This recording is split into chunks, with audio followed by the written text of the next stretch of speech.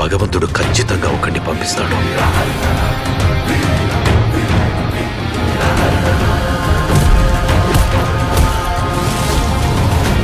ఈ రాక్షసుల్ని వేటాడే బ్రహ్మ రాక్షసుడు వచ్చాడ్రా.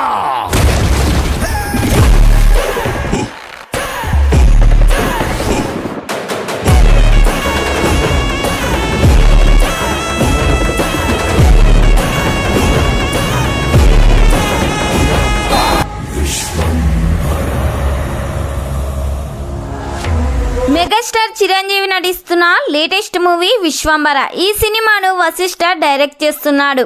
దాదాపుగా ఈ సినిమాకు 500 కోట్ల బడ్జెట్ పెడుతున్నారు.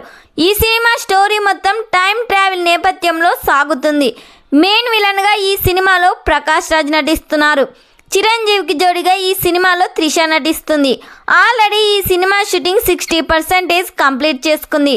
తాజాగా ఈ సినిమాలో ఐటమ్ సాంగ్ కోసం శృతి హాసన్ను తీసుకున్నారు. ఈ సాంగ్ త్వరలోనే స్టార్ట్ చేయబోతున్నారు.